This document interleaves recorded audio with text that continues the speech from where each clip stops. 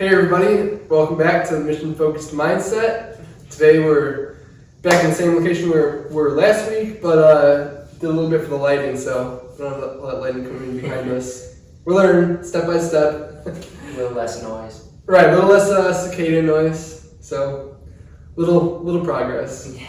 But today, Ryan and I are going to have a little discussion. Ryan, I want to ask you, it's a very kind of sometimes generic question, but I think it's something that gets overlooked and you can have some really good insight when you dig deep into what your answer is. Mm-hmm. And that is, I wanted to ask you, what was the driving factor, like what happened in that moment for you when you decided to like really pursue your greatest potential, and like what really like flipped that switch to make you want to pursue greatness? Like was that, so I know sometimes for people that like something that just culminates over time, maybe they're just in the habit of like being competitive or succeeding, something like that. And I think but I think a lot of times, especially for people that keep wanting to take it to the next level, at some point and most people when this has happened, they know what I'm talking about. There's something that happens, or there's a culmination of things that happen that build up to a certain point where you make a conscious decision to want to be great. Yeah. Does that kind of trigger thought process? Am I going down the right path? Yeah, I think it's kind of mixed. I don't know if it was like one moment where something just like clicked and kind of set me on the path, but I think it goes back to always playing sports. Like even since I was like 5 years old, I used to love basketball. I wanted to be the best point guard. Like I wanted to pass like Derrick Rose. And then when I played football, I wanted to be all state. I had like these goals. I wanted to be the best at football. When I went to college, I wanted to be the best on my team. So I think I always had like, for whatever reason, just competitiveness drove me.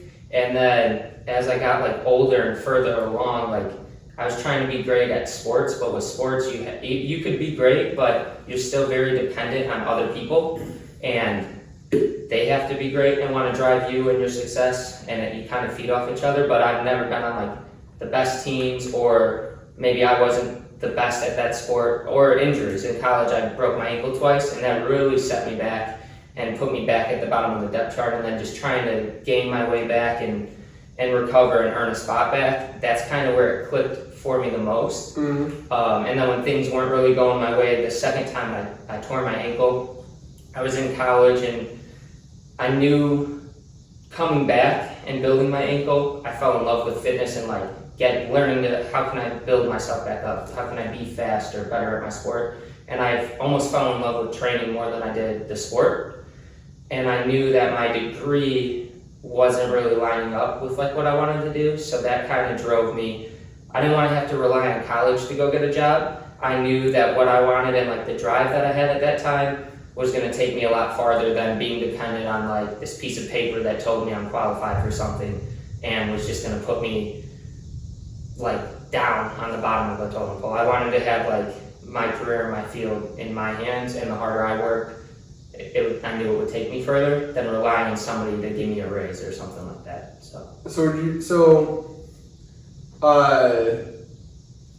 As far as like just wanting to, so I know like with your business a lot, you obviously grown something that can support yourself, but you haven't really stopped at that. Like you continue to grow, you continue to seek out new ventures with business, and I don't know, like I feel like you have that mentality like that there's just no cap, like you want to just pursuing greatness. I think it's huge. And what makes you, I guess, not want to settle? Is that part of your mindset? Not settling, or is it just like just doing everything you're capable of and having no regrets looking back? What is it for you? I feel like just with life experiences and some things that have happened, like life's super short. I know a lot of people that have come and gone, and so I just have like a grasp on. Some people think we're really young, but to me it's like if we're in our 20s, why aren't we already doing something, like making the most out of our time? And I feel like if you're settling, you're really content at where you are. And I'm not saying I'm not happy with where the business is and where it's going, but I'm building the business for the next step. Like, to me, business is almost like a game, and you either learn to play it or you don't. I just don't feel I have like mile markers I want to get to, and I know we have a good product, and I believe in it with our training, how we're able to get results for people, and I just feel like, why stop when there's so much more that we could do? Right. Yeah, I'd agree with that. I think that for myself, it's been a lot of the same background as you, sports all my life, being super competitive with that. You know, we're both pretty good athletes, both played at college level,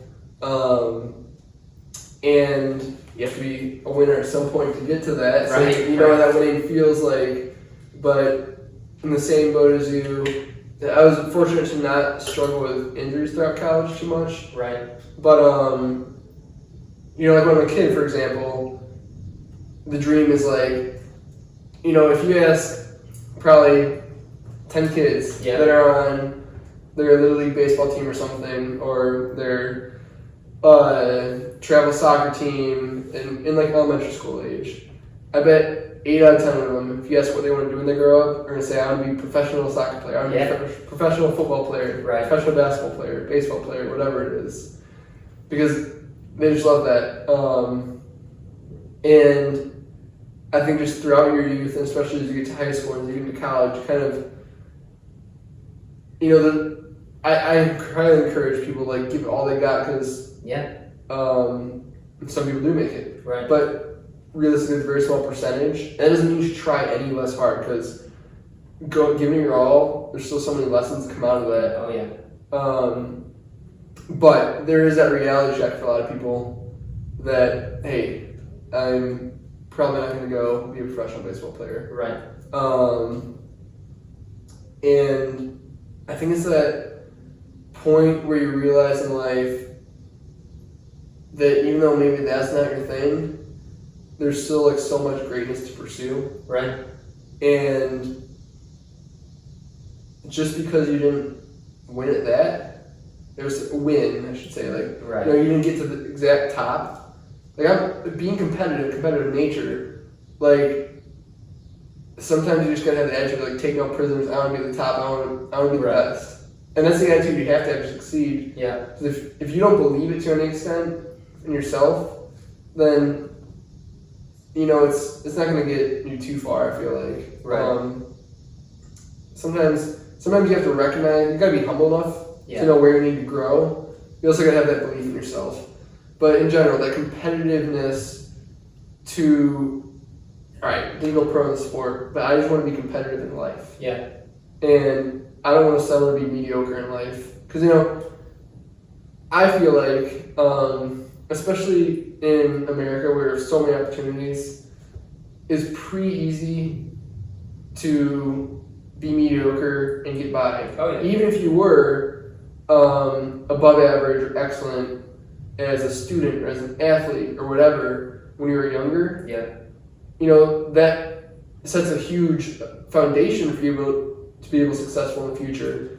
But that's not, the work isn't done. Right. So I think for me, I did have a lot of those things when I was younger and throughout school and all that. You know, I was in the sports, I was doing well, I was doing good in school.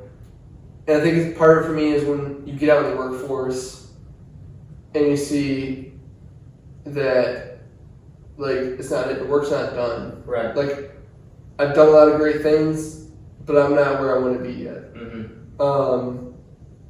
And that for me, it's just like flipping that switch of hitting that point where you say, okay, I consciously want to take control of the direction my life is going now. Because, you know, when you're going through school, there's a very, like in America, there's typically a very natural progression. Right. Where as long as you're doing the work, you know, you're gonna stay on path. Like, you got your structure of like your school years, or you got like 4 years of high school, and you go to college. You've got that structure that kind of protects you before you're just like tossed out into the real world. Right. You're tossed into the real world. I feel like that's where you make the conscious decision to either kind of go through the motions, get by. You're gonna have a good life, probably. Right.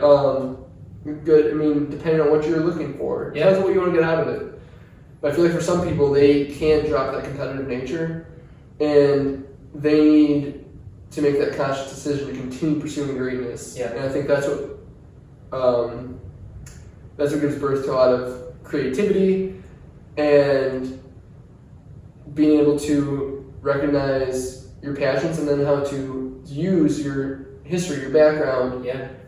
as tools to really excel in a way that provides value to the world and helps you to really continue to win at life, to really keep pushing yourself. So, might have been a little enough wordy there, but yeah, I think that once you're thrown out the world and you need to make that conscious decision to pursue greatness, Yeah. I think that's when you have the opportunity to really make some things happen and start to figure yourself out. Definitely. I think too, finding like your passion, I think the only way to really pursue greatness and like go after it and push yourself and stay motivated, stay driven day after day, even when you're beat down, your ups and downs in business and life. I think if you don't find your passion, I don't think it's possible. I think you actually have to find like, what am I interested in and what am I good at? And if those end up being the same and lining up, I think you have a shot. But if you're chasing something, maybe you're chasing after like a job just because of the paycheck, but it's not something you're all in on, or you started a company because you think you have like a good product but you don't fully believe in it or whatever it is. If it's not really your passion and you fully believe in it, I don't think you'll ever reach that point of greatness, because at some point something's going to give. You're going to burn out, or the business is going to fail, or you're not going to be able to overcome those next obstacles. So I think it's super important that you find your passion and you try to line things up based around that. And off of that, it's gonna be kind of looked at as a cliche thing sometimes, but I guess it's a little contradictory, but sometimes if you're not doing something that you fully believe in as your passion, the problem is that when you stop, right, when it's logical to stop. Exactly. You know what I mean? Like, if it's not something you fully believe in or you're passionate, then you stop when everybody else would have stopped. Exactly.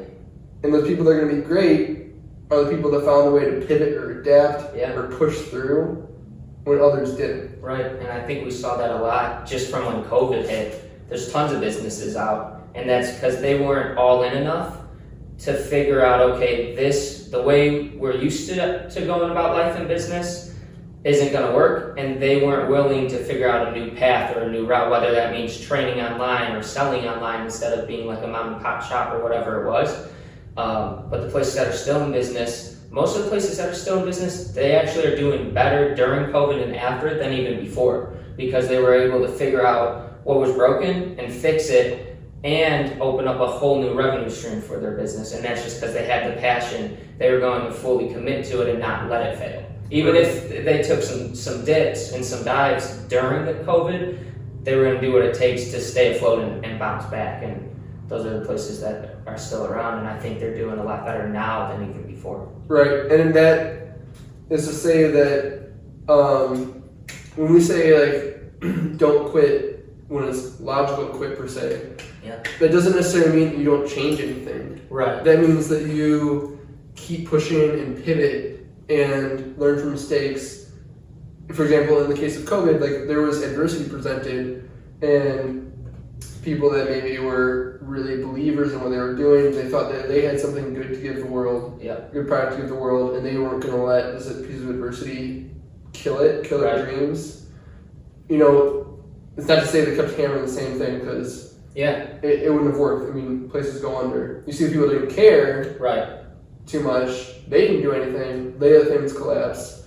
But when you're a true believer, when you can overcome adversity and adapt and grow and develop, that's part of becoming great and stepping up to the next level and evolving. your business, your life, your goals. So when it comes to both of us, I would say we're entrepreneurs. I started to own business and I'm trying to expand it a little bit, and you've started your own and still trying to grow it.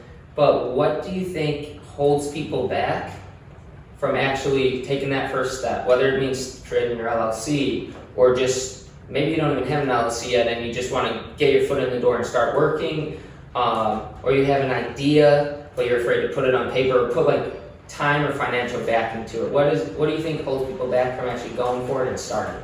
I think that right off the bat, one of the biggest things that holds people back is the fear of things not working out on the first try. Right. And really, I think what they should be doing is like, and this is a lot easier said than done. Right. But like, look forward to your first failures. Like that's your first you growing learn point. so much. And just dive into it and doing it. Mm-hmm. Some people are held back by financial commitments, Right. which can be a serious deal.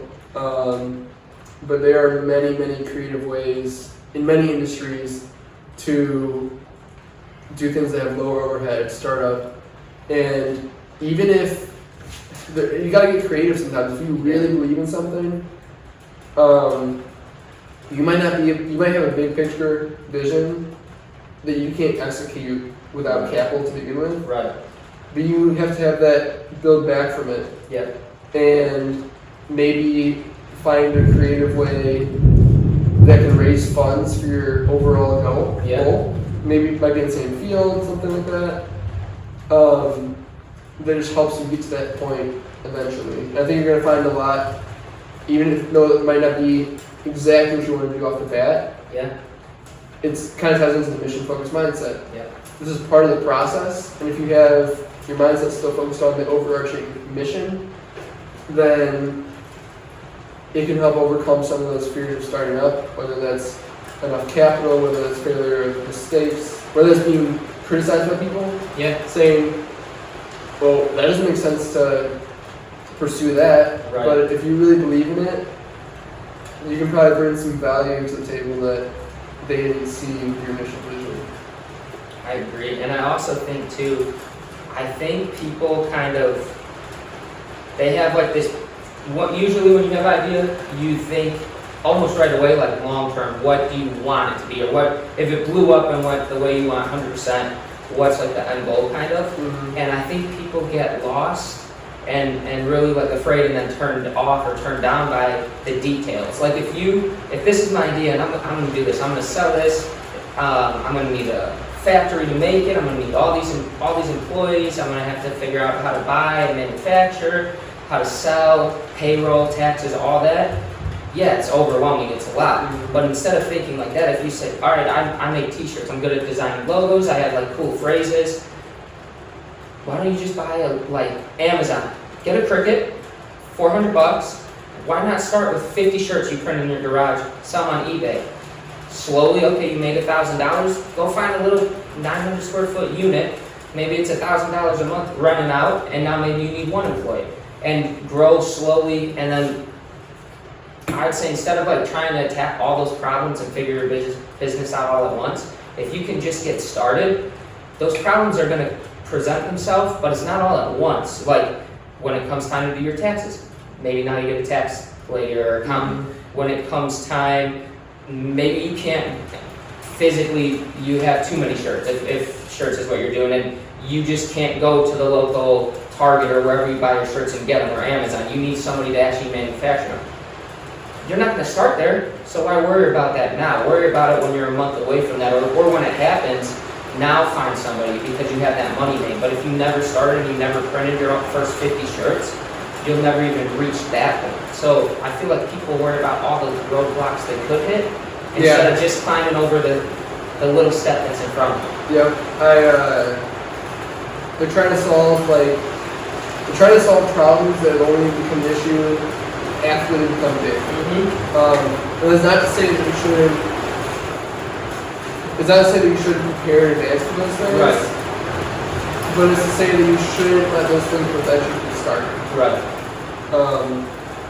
You've got to be able to understand conceptual, and like prototype phases. Right. I think that getting your concept and your prototype done, you work through so many of the details, and it's such a booster and motivator. It is. To get you started on things. And even if, that's another thing too, is to understand your big picture concept. Yeah. Because, like you were saying, you might go through the details of everything. It might be a little bit of a turn off. Right. And you need to do those details. But before you started, I can guarantee you right now, you're not going to be able to predict 100% of the details that come down the road. So you need to start. You need to still stay focused on what your big picture concept is. But you need to be able to take the roadblocks as they come a little bit. Yeah. You can't map it all out from the beginning your first time around. Right. I agree. So don't let them stop you getting started. Yeah. So quick comment. Yeah, no, I like that. Yeah. Quick comment is sorry about the rain. It's real loud. We need a studio. We're working on it. Working on it. Working on a studio, but just started downpouring in the last few minutes here. It's okay though. Tried to speak up a little bit. Yeah. We're rising to the adversity. So, is that all we got today? Yeah, that's about sums up our time. But hopefully that covers a lot for you guys and gives you something to think about. And then maybe you're somebody that has an idea, or you're interested in starting your own business, or joining somebody else that is starting their own business. And if you have any questions or anything that's holding you back, we'd love to hear about it, and maybe we could, maybe we have some answers that could help you take that first step. So hit us up in the comments and let us know what you think. Yeah, you said it. You said it well. So, like, subscribe. Thank you for listening to Mission Focused Mindset. We're out.